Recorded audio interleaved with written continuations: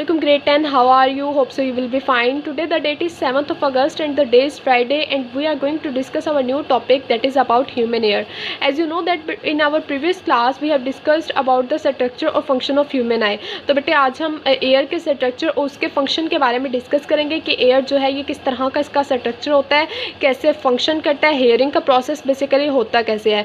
हम आपको पता है हम डेली लाइफ में बहुत सारी साउंड सुनते हैं, ऐसे ही ना सुनते हैं ना, हर साउंड को सुनने के बाद हम उसको रिकॉग्नाइज कर लेते हैं। अगर फॉर एग्जांपल एक पर्सन से हम पहले मिले हुए हैं, ठीक है, और उसकी आवाज़ को हमने सुना हुआ है, तो जब हम उसको दोबारा सुनेंगे तो हम उसको रिकॉग्नाइज कर लेते हैं, हम पहचान लेते हैं कि ये उस स्पेसिफिक पर्सन की आवाज़ है। तो ये कैसे होता है, हेयरिंग का प्रोसेस बेसिकली किस तरह से होता है, हमारा जो एयर है वो कैसे साउंड्स को आगे से आगे ट्रांसफ़र करता है, ये सारा जो है वो बेटे आज हम अपनी क्लास में स्टडी करेंगे। सबसे पहले हम एयर के स्ट्रक्चर को डिस्कस करते हैं, देन हम हेयरिंग के प्रोसेस को डिस्कस करेंगे। तो बेटे अगर हम एयर के स्ट्रक्चर की बात करें तो इसमें क्या है, सबसे पहले एयर को 3 मेन पार्ट्स में डिवाइड कर दिया जाता है, जिसमें हम कौन कौन से हैं, एक्सटर्नल एयर है, मिडल एयर है और इनर एयर है। ठीक है, एक्सटर्नल एयर, मिडल एयर और इनर एयर। तो जब भी आप एयर के स्ट्रक्चर को डिस्क्राइब करेंगे तो सबसे पहली बात आप क्या करेंगे कि एयर को हम 3 मेन पार्ट्स में डिवाइड करते हैं, एक्सटर्नल एयर, मिडल एयर और इनर एयर। तो सबसे पहले हम एक्सटर्नल एयर को स्टडी कर लेते हैं। एक्सटर्नल एयर की अगर हम बात करें तो इसमें एक सबसे पहले जो आउटर हमारा एयर है उसमें क्या आ जाता है, पिन्ना आ जाता है। एक्सटर्नल एयर में सबसे पहला स्ट्रक्चर क्या है, पिन्ना है। अब बेटे पिन्ना क्या है, इसको हम उर्दू में कान का बैरूनी हिस्सा भी कहते हैं। ठीक है, आप इसको फील भी कर सकते हैं। ये कार्टिलेज से मिलके बना होता है, यानी सॉफ्ट बोन होती है, बहुत ज़्यादा नरम हड्डी होती है इसकी, सॉफ्ट बोन होती है। इसके ऊपर हमारी स्किन की कवरिंग होती है और आप बाहर से अपने कान को हाथ लगा के देखें तो जिस स्ट्रक्चर को आप हाथ लगाएंगे बेसिकली वही पिन है। ठीक है, तो यहीं से ही आपके जो हमारी साउंड वेव्स होती हैं वो यहीं से ही एंटर होती हैं एयर के अंदर। तो सबसे पहले पिन्ना आगे जाके एक ट्यूब में कन्वर्ट हो जाता है, एक लॉन्ग ट्यूब में एक्सटेंड हो जाता है। उस ट्यूब को हम क्या कहते हैं, ऑडिटरी कैनाल। इस ऑडिटरी कैनाल के पास स्पेशलाइज्ड ग्लैंड्स होते हैं। ये ग्लैंड्स क्या करते हैं बेटे, ये वैक्स प्रोड्यूस करते हैं। अब वैक्स क्या है, वैक्स को उर्दू में कान की मैल भी कहा जाता है। ये वैक्स क्या करती है कि जब एयर हमारे जो एयर है उसके अंदर एयर एंटर हो सकती है ना, तो एयर के अंदर जो बाहर एनवायरनमेंट में एयर प्रेजेंट होती है, ठीक है, तो जब वो एयर हमारे एयर के अंदर एंटर होती है तो उसके अंदर क्या होते हैं, उसके अंदर डस्ट पार्टिकल्स होते हैं। वो डस्ट पार्टिकल्स हमारे एयर से हमारी बॉडी में ना एंटर हो जाए, इसलिए ये वैक्स क्या कर लेती है, उन डस्ट पार्टिकल्स को ट्रैप कर लेती है, यहीं पे रोक लेती है। ठीक है, तो जब हम वो वैक्स साफ़ करते हैं तो उसके थ्रू क्या होती है कि वो जो डस्ट पार्टिकल्स होते हैं वो भी रिमूव हो जाते हैं। उसके अलावा इसी ऑडिटरी कैनाल के अंदर छोटे छोटे हेयर्स भी प्रेजेंट होते हैं। इन हेयर्स का काम भी क्या होता है, इन्होंने भी डस्ट पार्टिकल्स को ट्रैप करना होता है ताकि आपके एयर के अंदर ये ना जा सकें। ये हमें इंसेक्ट से बचाते हैं, छोटे छोटे इंसेक्ट से, जर्म्स से, डस्ट से बचाते हैं, ये हेयर्स भी और वैक्स भी। उसके बाद बेटे ऑडिटरी कैनाल आगे जाके एक छोटे से जो है वो स्ट्रक्चर में कन्वर्ट हो जाती है। ये क्या है, ये आगे हमारे पास आ जाता है टिम्पैनम भी हम इसको कहते हैं, इसको हम टिम्पैनिक मेम्ब्रेन भी कहते हैं और इसको हम एयर ड्रम भी कहते हैं, जिसको हम उर्दू में कहते हैं कान का पर्दा। ठीक है, इसकी अगर हम विड्थ की बात करें, इसकी मोटाई की बात करें तो ये एक पेंसिल के जितना मोटा होता है, यानी पेंसिल, एक सेकेंड मैं आपको दिखाती हूँ। ये देखें बेटे, एक पेंसिल की जितनी मोटाई है सीधे से इसकी मोटाई इतनी है। ठीक है, तो जितनी इस पेंसिल की मोटाई है उतना ही मोटा क्या होता है, हमारा कान का पर्दा होता है। अगर हम इसको ऊपर से देखें तो ये इतनी मोटी है, सीधे नज़र आ रही है ना आपको बेटे, ये तो ये इतनी मोटी होती है और इतना ही मोटा क्या होता है, हमारा कान का पर्दा होता है। यानी इसकी विड्थ की बात करें तो ये इतना होता है। अब ये जो एयर ड्रम है, साउंड वेव्स जो है ये यहाँ से ऑडिटरी कैनाल से होती है, एयर ड्रम के साथ जाकर स्ट्राइक करती हैं और ये एयर ड्रम वाइब्रेट करने लगता है। ठीक है बेटे, यहाँ पे हमारा एक्सटर्नल एयर कंप्लीट हो गया है। ठीक है, पिन्ना, ऑडिटरी कैनाल और एयर ड्रम पे यहाँ पे हमारा एक्सटर्नल एयर कंप्लीट हो जाता है। उसके बाद स्टार्ट होता है हमारा मिडल एयर। और याद रखिएगा कि जो एयर ड्रम है वो ना तो एक्सटर्नल एयर में आता है और ना ही मिडल एयर में आता है। इसको हमने रखा हुआ तो एक्सटर्नल एयर में है, बट ये दोनों में से किसी में भी नहीं आता। ये यूँ समझ लें एक बाउंड्री है, एक जो है वो बॉर्डर है जो एक्सटर्नल एयर को सेपरेट करता है मिडल एयर से। ठीक है, तो यहाँ पे एक्सटर्नल एयर हमारा एंड हो गया। एक्सटर्नल एयर में बेटे कौन कौन से ऑर्गन्स हैं हमारे, कौन कौन से स्ट्रक्चर्स आए, इसमें पिन्ना है, ऑडिटरी कैनाल है और एयर ड्रम है। ठीक है, उसके बाद अब हमारा कौन सा एयर स्टार्ट होगा, मिडल एयर, मिडल एयर वाला पोर्शन स्टार्ट होगा। अब मिडल एयर की बात करें तो टिम्पैनिक मेम्ब्रेन या फिर एयर ड्रम के फ़ौरन बाद से हमारे पास मिडल एयर स्टार्ट हो जाता है। मिडल एयर के अंदर हमारे पास 3 बोन्स होती हैं जिनको हम कहते हैं मैलियस, इंकस एंड स्टेप्स। ठीक है, ये 3 स्मॉल छोटी छोटी सी बोन्स होती हैं, इनको क्या कहा जाता है, मैलियस, इंकस एंड स्टेप्स। ये बहुत ज़्यादा सेंसिटिव होती हैं। एयर ड्रम जो है इसकी बात करें तो ये भी बहुत ज़्यादा सेंसिटिव होता है। अगर बाहर से आने वाली जो साउंड्स हैं उनका प्रेशर बहुत ज़्यादा हो तो ये एयर ड्रम डैमेज भी हो सकता है, और अगर एयर ड्रम डैमेज हो जाए तो उसके बाद हम आवाज़ों को नहीं सुन सकते।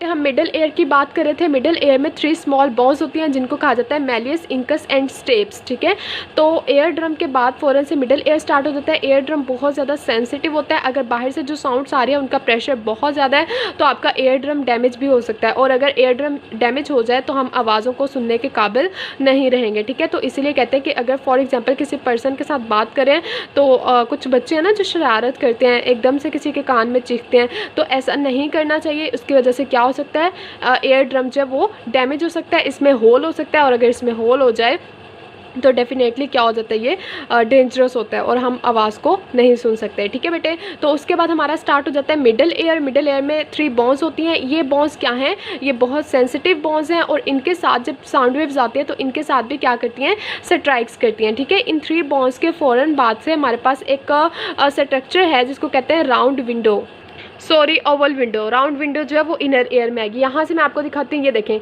ये है ओवल विंडो, सी दिस, ये स्ट्रक्चर क्या है, ओवल विंडो है। ये मैलियस है, ये इंकस है, और ये हमारे पास क्या है, स्टेप्स है। ठीक हो गया, ये 3 स्मॉल बोन्स हैं। उसके बाद हमारे पास एक स्ट्रक्चर आता है इन बोन्स के बाद जिसको हम कहते हैं ओवल विंडो। ये ओवल विंडो क्या काम करती है, ये वही काम करती है जो एयर ड्रम करता है, यानी एयर ड्रम ने एक्सटर्नल एयर को मिडल एयर से सेपरेट किया था, तो ओवल विंडो बेटे क्या करती है, ये मिडल एयर को इनर एयर से सेपरेट करती है। ठीक हो गया, तो इसका काम भी बिल्कुल एयर ड्रम की तरह है। उसके बाद आ जाती है यूस्टेशियन ट्यूब। अब यहाँ पे देखें कि यूस्टेशन ट्यूब आ गई, सी दिस, ये ट्यूब क्या है, यूस्टेशन ट्यूब है।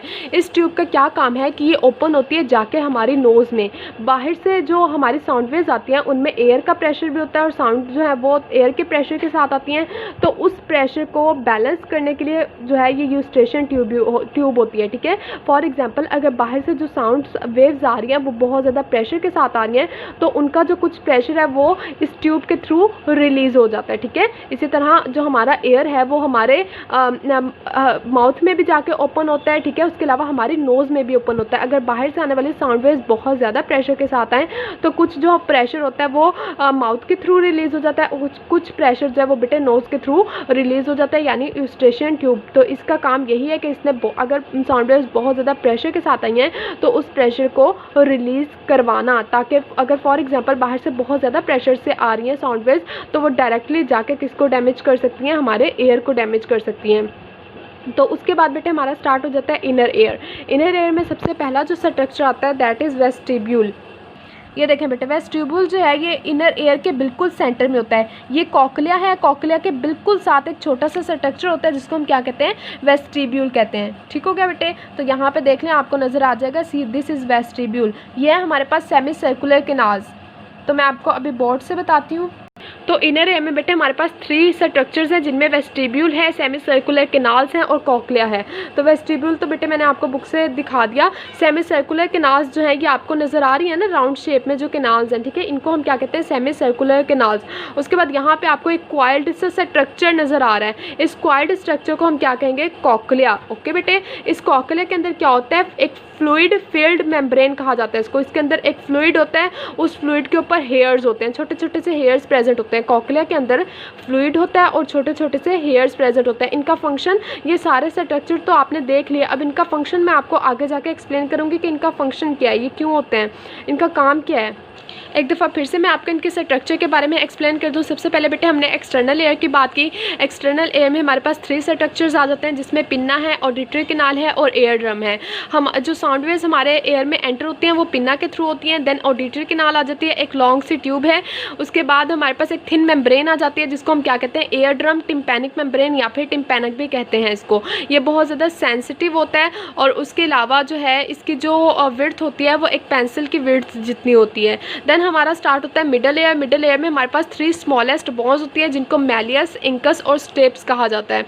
उसके अलावा इसमें हमारे पास एक ओवल विंडो होती है। ये ओवल विंडो क्या करती है, मिडल एयर को इनर एयर से सेपरेट करती है, बिल्कुल उसी तरह जैसे एयर ड्रम एक्सटर्नल एयर को मिडल एयर से सेपरेट करता होता है, ठीक है। देन हमारे पास आ जाती है एक ट्यूब जिसको हम यूस्ट्रेशन ट्यूब कहा जाता है। ये नोज़ में जाके ओपन होती है। ये क्या करती है, बाहर से आने वाली साउंड वेव्स का अगर प्रेशर ज़्यादा हो तो उनको रिलीज़ करती है। फिर स्टार्ट होता है इनर एयर। इनर एयर में 3 स्ट्रक्चर्स होते हैं, एक वेस्टिब्यूल, फिर semi circular canals, then end पे आ जाता है कॉक्लिया, ठीक है। वेस्टिब्यूल, सेमी सर्कुलर कैनाल्स जो वो वेस्टिब्यूल के पीछे होती हैं। देन एक क्वाइल्ड सा स्ट्रक्चर हुआ होता है, क्वाइल्ड हुआ स्ट्रक्चर होता है जिसको हम क्या कहते हैं, कॉक्लिया कहते हैं। इस कॉक्लिया के अंदर एक फ्लूइड होता है और उसके ऊपर क्या होते हैं, हेयर्स होते हैं। तो हमने ये स्ट्रक्चर तो डिस्कस कर लिया ह्यूमन एयर का। अब हम ये डिस्कस करेंगे कि हेयरिंग का प्रोसेस किस तरह से होता है, ठीक है। स्ट्रक्चर की होप सो आपको क्लियर समझ में आ गई होगी। चलिए हम हेयरिंग के प्रोसेस को डिस्कस कर लेते हैं।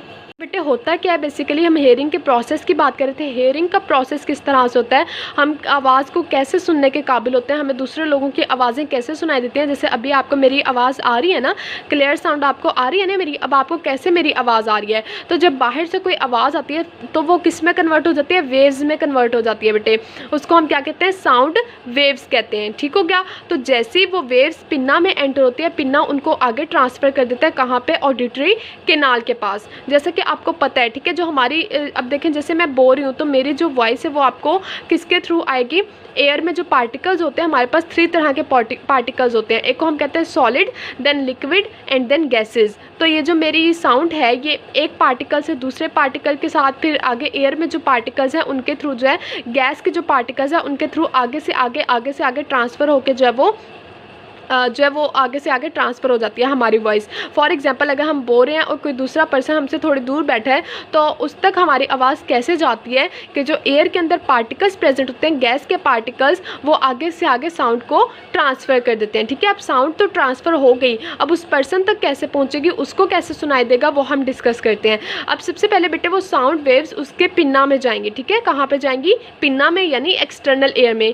पिन्ना उनको आगे ट्रांसफ़र कर देगा कहाँ पर, ऑडिटरी कैनाल के पास। चूंकि वो जो आपके पास साउंड वेव्स जो हैं वो कहाँ से आई हैं, एयर से आई हैं ना, तो डेफिनेटली उनमें क्या होंगे, डस्ट पार्टिकल्स भी हो सकते हैं, या फिर डस्ट जो है वो वैसे भी आपकी एयर में एंटर हो सकते हैं, क्योंकि ये एक ओपनिंग है, एयर एक ओपनिंग है ना, ठीक है। एक्सटर्नल एयर में एक ओपनिंग होती है ना, तो वैसे भी डस्ट जो है वो आपके एयर में एंटर हो सकती है। तो ऑडिटरी कैनाल में बेटे क्या होते हैं, हेयर्स होते हैं, यहाँ पे वैक्स होती है जो डस्ट को ट्रैप कर लेती है। उसके बाद साउंड वेव्स आगे जाके क्या करती हैं, यहाँ पे एक छोटी सी थिन मेम्ब्रेन होती है जिसको हम क्या कहते हैं, एयर ड्रम कहते हैं, टिम्पैनिक मेम्ब्रेन या फिर टिम्पैनम भी कहते हैं इसको।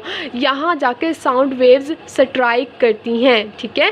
यहाँ से आई पिन्ना से, फिर ऑडिटरी कैनाल में, देन जाकर स्ट्राइक करेंगे किसके साथ, एयर ड्रम के साथ। एयर ड्रम के साथ जैसे साउंड वेव स्ट्राइक करेंगे तो ये एयर ड्रम जो है वो वाइब्रेट करने लगेगा, ऐसे वाइब्रेट करने लगेगा। जैसे फॉर एग्जांपल अगर हमने कहीं पे कोई कर्टन लगाया हो, कोई जब वो, जैसे फॉर एग्जांपल नेट का कर्टन होता है, ठीक है, वो बहुत थिन सा होता है ना, तो जैसे ही हवा चलती है तो वो हिलने लगता है, ऐसे ही होता है ना, वाइब्रेट करने लगता है ना। वो बिल्कुल इसी तरह से समझ लें कि जैसे ही साउंड वेव्स आती हैं वो यूँ समझ लें कि वो एयर की तरह ही होती हैं, ठीक है। तो जैसे वो ऑडिटरी कैनाल में आती हैं, वो इस एयर ड्रम के साथ स्ट्राइक करती हैं, तो ये एयर ड्रम बेटे क्या करने लगता है, ये वाइब्रेट करने लगता है और साउंड वेव्स को आगे ट्रांसफ़र कर देता है कहाँ पे, मिडल एयर के पास। मिडल एयर में क्या है, malleus, incus and steps, 3 small bones हैं। अब जैसे ही एयर ड्रम वाइब्रेट करेगा उसने आगे ट्रांसफ़र कर दिया साउंड वेव्स को कहाँ पे, इन बोन्स के पास। वो साउंड वेव्स जाके स्ट्राइक करेंगे इन बोन्स के साथ, ठीक हो क्या बेटे। देन ये बोन्स क्या करेंगे, ओवल विंडो के थ्रू आगे ट्रांसफ़र कर देंगी किसके पास, इनर एयर के पास। इनर एयर में क्या है, हमारे पास वेस्टिब्यूल है, सेमी सर्कुलर कैनाल्स हैं, एंड देन क्या है, कॉक्लिया है। तो यहाँ से होती है साउंड बेसिकली कहाँ पे आ जाएगी बेटे, साउंड वेव्स कॉक्लिया में आ जाएगी। अब कॉक्लिया में क्या होता है, फ्लूइड होता है और फ्लूइड के ऊपर हेयर्स होते हैं छोटे छोटे। तो जैसे ही साउंड आके इन हेयर्स के साथ स्ट्राइक करेगी तो ये हेयर्स भी बेटे क्या करने लगते हैं, वाइब्रेट करने लगते हैं। आपने देखा होगा, कोई दरिया देखा होगा, कोई रिवर देखा होगा, या कोई ऐसा ओशन देखा होगा, उनके ऊपर क्या होती है, ग्रास लगी होती है, घास देखी है ना। तो जैसी हवा चलती है ना वो घास हिलने लगती है, वो ग्रास जो है वो मूव करने लगती है, वाइब्रेट करने लगती है। ऐसे ही है ना, कोई रिवर आपने देखा होगा जिसके ऊपर ग्रास हो, जब हवा चलती है तो वो ग्रास हिलने लगती है। बिल्कुल ऐसे समझ लें कि कॉक्लिया में क्या होता है, छोटे छोटे हेयर्स होते हैं। जब साउंड वेव्स यहाँ पे आती हैं कॉक्लिया में तो ये हेयर्स क्या करते हैं, हिलने लगते हैं, वाइब्रेट करने लगते हैं। देन यहाँ से एक नर्व निकलती है बेटे, ये देखें यहाँ पे एक नर्व निकल रही है कॉकलिया से, आपको नज़र आ रही है ना, सीधे ये देखें, एक सेकंड में आपको दिखाती हूँ, ये देखें ये कॉकलिया से एक नर्व निकल रही है। तो ये नर्व क्या करती है बेटे, ये लेके जाते हैं, इसको हम जो है वो ऑडिटरी नर्व कहते हैं। क्या कहते हैं इसको? Auditory nerve. ये नर्व बेटे क्या करेगी, लेके जाएगी मैसेज को इन साउंड वेव्स को लेके जाएगी कहाँ पे? ब्रेन के पास। ठीक है, ब्रेन क्या देगा? इंफॉर्मेशन देगा। ठीक है, याद रखिएगा मैंने आपको हमेशा बताया है कि जो आई है हमारी वो देखने का काम करती है, एयर जो है वो सुनते हैं, और इसी तरह से हमारी जो टंग है वो टेस्ट करती है। यानी ये सारे काम तो ये कर रहे हैं, लेकिन जो परसीव करना होता है, जो परसेप्शन का काम होता है वो किसका होता है? ब्रेन का होता है।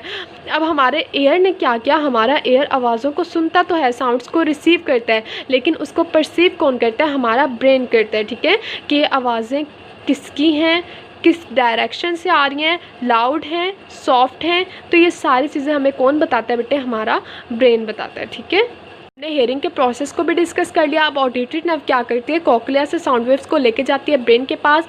ब्रेन फिर हमें इन्फॉर्मेशन देगा कि जो आप साउंड सुन रहे हैं वो स्पेसिफिक पर्सन की है या स्पेसिफिक ऑब्जेक्ट की है। फॉर एग्जांपल अगर किसी बर्ड की आवाज़ है तो वो हमें बताएगा। लेकिन याद रखिएगा कान जो है, हमारा जो एयर है उसका काम सिर्फ सुनना है, बाकी जो परसीव करना है वो किसका काम है? हमारे ब्रेन का काम है। ब्रेन ने बताना ये इस पर्सन की आवाज़ है या इस ऑब्जेक्ट की है, इस डायरेक्शन से आ रही है, और उसके अलावा जितनी भी इंफॉर्मेशन होंगी उस साउंड से रिलेटेड, वो अच्छी आवाज़ है, खुशगवार है या फिर बुरी आवाज़ है, लाउड है या फिर सॉफ्ट है, तो वो सारी कौन बताएगा? ब्रेन बताएगा। ठीक है, तो ये बेटे आपके पास हेयरिंग का प्रोसेस था। एक दफ़ा फिर से छोटा सा करके आपको जल्दी से बता देती हूँ। सबसे पहले साउंड वेव्स पिन्ना में आएंगी, ठीक है, एक्सटर्नल एयर में, देन पिन्ना उनको ट्रांसफ़र कर देगा ऑडिटरी कैनाल के पास। वो जाके सब्ट्रैक्ट करेंगे किसके साथ? एक बहुत थिन मेम्ब्रेन होती है जिसको एयर ड्रम कहते हैं या फिर टिम्पैनिक मेम्ब्रेन कहते हैं, उसके साथ सब्ट्रैक्ट करेगी। जैसे साउंड वेव्स इसके साथ सब्ट्रैक्ट करेंगी ये वाइब्रेट करने लगेगा, उसके बाद ये साउंड्स को आगे ट्रांसफ़र कर देगा मिडल एयर के पास। मिडल एयर में 3 स्मॉलेस्ट बोन्स होती हैं जिनको मैलियस, इंकस और स्टेप्स कहा जाता है। जैसे ही साउंड वेव्स इनके पास आएंगी ये वाइब्रेट करने लगेंगी। फिर एक स्ट्रक्चर आता है जिसको हम ओवल विंडो कहते हैं। ये ओवल विंडो क्या करता है? मिडल एयर को और एक्सटर्नल एयर को मिडल एयर और इनर एयर को सेपरेट करेगा। देन ये साउंड वेव्स को आगे ट्रांसफ़र कर देगा। इनर एयर में 3 स्ट्रक्चर है हमारे पास, वेस्टिब्यूल है, सेमी सर्कुलर कैनाल्स है और कॉकलिया है। जो बेटे हमारे पास सेमी सर्कुलर कैनाल्स है वो वेस्टिब्यूल के पीछे प्रेजेंट होती हैं। देन बेटे इनर एयर में सेमी सर्कुलर कैनाल्स कॉकलिया है। ठीक है, कॉकलिया के पास एक फ्लूइड होता है, कॉकलिया के अंदर इसके ऊपर छोटे छोटे हेयर्स होते हैं। तो जैसे साउंड वेव्स यहाँ पे आती हैं वो हेयर्स वाइब्रेट करने लगते हैं और यहाँ से एक नर्व निकलती है जिसको हम कहते हैं ऑडिटरी नर्व। ये ऑडिटरी नर्व उन साउंड वेव्स को ब्रेन के पास ले जाती है और ब्रेन क्या कर देता है? उनके बारे में इंफॉर्मेशन देता है। तो ये सारा एयर का स्ट्रक्चर था और हेयरिंग का प्रोसेस कैसे होता है हमने ये सारा डिस्कस कर लिया। एक और इंटरेस्टिंग इन्फॉर्मेशन आपको बताऊँ मैं यहाँ पे, जो कॉकलिया के अंदर फ्लूइड होता है वो हमारी बॉडी के बैलेंस को मेंटेन करता है। ठीक है बेटे, कॉकलिया के अंदर जो फ्लूइड होता है वो हमारी बॉडी के बैलेंस को मेंटेन करता है। अगर कॉकलिया के अंदर ये फ्लूइड इम्बैलेंस हो जाए तो हमारा सर चकराने लगता है, हमें चक्कर आने लगते हैं। ठीक है, जैसे फॉर एग्जांपल अभी आप नॉर्मल स्टेट में बैठे हो, ठीक है, तो आपका सर बिल्कुल भी नहीं चकरा रहा होगा, तो आप बिल्कुल रिलैक्स बैठे होंगे। लेकिन जैसे ही आप काफ़ी ज़्यादा गोल गोल घूमना स्टार्ट करें, चक्कर लगाएं गोल गोल, तो क्या होता है? थोड़ी देर बाद सर घूमना स्टार्ट हो जाता है। ऐसे ही होता है ना जब हम गोल गोल घूमें, वो छोटे बच्चे करते हैं ना ऐसे, तो वो जब चक्कर लगाते हैं ना ऐसे, तो उससे क्या होता है? हमारा सर घूमने लग जाता है। वो कैसे होता है कि हमारे जो एयर के अंदर कॉकलिया है ना, उसके अंदर जो फ्लूइड है वो इम्बैलेंस हो जाता है इसकी वजह से। सो ये फ्लूइड क्या करता है? हमारी बॉडी के बैलेंस को कंट्रोल करता है। ओके, और एक और बात बतानी थी आपको कि जो ह्यूमन एयर नॉर्मल साउंड सुन सकते हैं वो है 20 to 20,000 हर्ट्ज़। ये हर्ट्ज़ कहते हैं फ्रीक्वेंसी को। ठीक है, यानी इतनी इसकी फ्रीक्वेंसी है, इतने जो है ये मेजर करने के लिए, साउंड वेव्स को मेजर करने के लिए फ्रीक्वेंसी का यूज़ किया जाता है। तो हर्ट्ज़ उसी को कहते हैं, हर्ट्ज़ यूनिट है फ्रीक्वेंसी का। तो एक पर्सन, एक नॉर्मल ह्यूमन जो है वो 20 to 20,000 हर्ट्ज़ सुन सकता है। 20 लो में आएंगी और 20,000 जो है वो हाई में आएगी। अगर साउंड वेव्स जो है वो 20 से कम है, ठीक है, यानी उनकी फ्रीक्वेंसी 20 से कम है तो वो उसको नहीं सुन सकेगा, और अगर उसकी फ्रीक्वेंसी 20,000 हर्ट्ज़ से ज़्यादा है तो भी वो उसको नहीं सुन सकेगा। ठीक है, तो एक नॉर्मल ह्यूमन एयर जो है वो 20 to 20,000 हर्ट्ज़ तक सुन सकता है। और अगर हम बैट की बात करें, जिसको उर्दू में चमगादड़ भी कहते हैं, ठीक है, तो वो बैट क्या करती है? उसकी 1 110,000 हर्ट्ज़ है फ्रीक्वेंसी, यानी वो 110,000 हर्ट्ज़ तक जो है वो साउंड वेव्स सुन सकती है, उससे ऊपर हो तो वो नहीं सुन सकती। चलिए मैं अब आपको बुक से हाईलाइट करवा देती हूँ। टॉपिक हमने सारा डिस्कस कर लिया, होप सो आपको इसकी क्लियर समझ भी आ गई होगी। अब आपको मैं हाईलाइट करवा देती हूँ इसको। अच्छा बेटे, यहाँ पे एक बॉक्स है आई वाले टॉपिक से रिलेटेड है, देखिएगा ज़रा। Owl is not able to see during day time, the reason okay, so they are saying that कि आउल जो है वो नहीं देख सकता दिन में। क्यों? क्योंकि बेटे इसकी रीज़न मैं आपको बताती हूँ। इसकी रीज़न क्या है कि इसके पास डेफिशिएंसी होती है किसकी? कॉन्स की। कॉन्स क्या करते हैं? ये ब्राइट लाइट में देखते हैं। आपको पता है ना, रेटिना के पास दो तरह के सेल्स होते हैं, एक कॉन्स होते हैं, सेकंड वन आकार रोड्स। सो कॉन्स क्या करते हैं बेटे? ये ब्राइट लाइट में देखते हैं, जबकि जो रोड्स होते हैं वो डिम लाइट में देखने का काम करते हैं। सो इनके पास कॉन्स नहीं होते, सो ये ब्राइट लाइट में नहीं देख सकते, यानी ये दिन की रोशनी में नहीं देख सकते। लेकिन इनके पास रॉड्स बहुत ज़्यादा होते हैं, सो इसलिए ये रात को देख सकते हैं, क्योंकि इनके पास जो है रॉड्स जो है वो क्या करते हैं बेटे? डिम लाइट में किसी भी पर्सन को देखने के काबिल बनाते हैं। सो रॉड्स इनके पास बहुत ज़्यादा होते हैं, इसलिए इजीली ये जो है वो रात के टाइम देख सकते हैं, बट दिन में ये नहीं देख सकते क्योंकि इनके पास जो है वो कॉन्स की डेफिशिएंसी है। सो इसको आप हाईलाइट कर लीजिएगा, ये इंपॉर्टेंट है, शॉर्ट क्वेश्चन में वो आपसे पूछ सकते हैं। चले बेटे अब हम हाईलाइट कर लेते हैं इसको। Okay students, you have to open book page number 45। चलें बेटे हाईलाइट करें। अब इसको आपने यहाँ से हाईलाइट करना है। Hearing is an important as we an our ear help us in hearing and also maintain the balance for equilibrium of our body. Ear has 3 main parts, external ear, middle ear and internal ear. ठीक है, तो बेटे external air आपने सारा highlight करना है। ठीक है, उसके बाद नेक्स्ट पेज पे आ जाएं। मिडल एयर भी बेटे आपने सारा करना है, क्योंकि इसमें देखें सबसे पहले मैलियस के बारे में बताया, फिर इंकस स्टेप्स है, उसके बाद ओवल विंडो है, यूस्टेशन ट्यूब है, फिर इनर एयर है बेटे, ये भी आपने यहाँ तक जो है इसको सारा हाईलाइट करना है। ओके, और ये टॉपिक बिल्कुल भी डिफ़िकल्ट नहीं है। जैसे मैंने बोर्ड पे स्केच बनाया ना, अगर आप इस तरह से स्केच बना के याद कर लें, आपने बस ये याद रखना है कि एक्सटर्नल एयर में हमारे पास कौन कौन से स्ट्रक्चर आ रहे हैं, फिर मिडल एयर में क्या स्ट्रक्चर है, देन इनर एयर में क्या स्ट्रक्चर है, और इनका जो है वो फंक्शन क्या है, ये करते क्या है। ठीक है, जैसे मैंने आपको एक्सप्लेन किया है। अगर आप बेटे इस टॉपिक का कंसेप्ट समझ लें तो आप इसको अपने वर्ड्स में भी इजीली जो है वो राइट कर सकते हैं। बस आपको इसका कंसेप्ट अच्छे से पता होना चाहिए। जब और किसी भी याद रखिएगा, किसी भी टॉपिक को आपने जो है वो ऐसे याद नहीं करना, हमेशा उसका कंसेप्ट लें, फिर कंसेप्ट से आप उसको इजीली अपने वर्ड्स में भी राइट कर सकते हैं। वो आपको कभी भी नहीं भूलेगा, याद रखिएगा। जो चीज़ आप बगैर समझे याद करोगे वो आपको हमेशा भूल जाएगी, लेकिन जो चीज़ आप अच्छे तरीके से समझ के याद करोगे वो आपको कभी भी नहीं भूलेगी। ठीक है, तो यहाँ पे उसके बाद एयर की डायग्राम है, इसको आपने हाईलाइट करना है। ये भी बहुत इजी है, बिल्कुल भी डिफ़िकल्ट नहीं है। ठीक है, नेक्स्ट पेज पे आ जाए, हमारे पास प्रोसेस ऑफ हियरिंग है। बिल्कुल इसी तरह से सिंपल अपने वर्ड्स में करना है आपने, कि पहले पिन्ना में आती हैं, फिर ऑडिटरी कैनाल में, वहाँ पे क्या होता है, फिर आगे इस तरह से होती होती कहाँ पे चले जाते हैं, हमारे ब्रेन में। इस पूरे पैराग्राफ में इन बातों के अलावा कोई एक भी बात नहीं है। ठीक है, तो इसको आप अगर एक दफ़ा अच्छे से पढ़ लेंगे आपको इसकी क्लियर समझ में आ जाएगी और उसको आप इजीली कर सकेंगे, आपको ये बिल्कुल भी डिफ़िकल्ट नहीं लगेगा।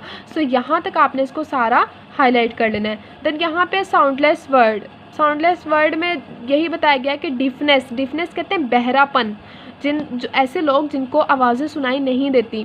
इसमें क्या होता है, डिफेक्ट ऑफ एयर ड्रम की वजह से हो सकता है, कॉकलिया, मिडल एयर ऑसिकल्स हो सकते हैं, ऑडिटरी नर्व हो सकती है, ये सारी क्या कर सकते हैं, अगर इनमें कोई डिफेक्ट आ जाए फिर ये डिफनेस कॉज कर सकती है, यानी उस पर्सन को जो है वो सुनाई नहीं देगा। फिर इन्फेक्शन इन यूस्टेशन ट्यूब में spread to the middle ear to ear drum में भी damage by infection in auditory canal में अगर कोई इन्फेक्शन हो जाए तो एयर ड्रम जो है वो डैमेज हो सकता है। एक्सेसिव नॉइस, स्ट्रॉन्ग ब्लॉस ऑन चिक, इसका ब्लॉस का मतलब होता है फट जाना, चिक्स के पास से फट जाना। ठीक है, तो pointed objects entering auditory canal and attack from insects में आल्सो अफेक्ट हेयरिंग। ये सारे वो पॉइंट्स हैं जो हमारी हेयरिंग के प्रोसेस को अफेक्ट कर सकते हैं। ठीक है, और हमने इनसे क्या करना है, अवॉइड करना है। सो यहाँ तक बेटे आपने इसको सारा हाईलाइट करना है और बहुत अच्छे तरीके से याद करना है। देन आपने करना क्या है, आपने एक छोटा सा चार्ट लेना है। ये चार्ट नहीं भी लीजिएगा, चले आप ऐसा कीजिएगा कि एक रफ़ पेज पे, ठीक है, आपने रजिस्टर लेना है, रफ़ रजिस्टर जो आपके पास, जो आप यूज़ करते हो, उसके ऊपर आपने एयर की डायग्राम बनानी है। बहुत प्यारे से डायग्राम करके बना के आपने इसको लेबल करना है और नीचे आपने एक स्केच बनाना है। ठीक है, स्केच बना के आपने सारा बताना है कि एक्सटर्नल एयर में ये वाले स्ट्रक्चर्स आते हैं, देन मिडल एयर में ये वाले स्ट्रक्चर्स आते हैं और इनर एयर में ये स्ट्रक्चर्स आते हैं। ठीक है, इस तरह से आपने वो बना के उसकी पिक लेके आपने मुझे सेंड करनी है and I will give you the remarks according to your work. ठीक हो गया, उससे मुझे पता भी चल जाएगा कि आपने जब उस टॉपिक को कितने अच्छे से याद किया। ठीक हो गया बेटे। चलें ओके, नेक्स्ट टॉपिक है हमारा एंडोक्राइन सिस्टम के बारे में, that is very very very important. तो इंशाल्लाह नेक्स्ट क्लास में डिस्कस करेंगे वो भी, फिर चैप्टर जो है वो आपका थोड़ा सा रह गया। चलो ओके, अपना ख्याल रखिएगा और इस टॉपिक को आपने बहुत अच्छे तरीके से यहाँ तक कंप्लीट याद कर लेना है। अल्लाह हाफिज़।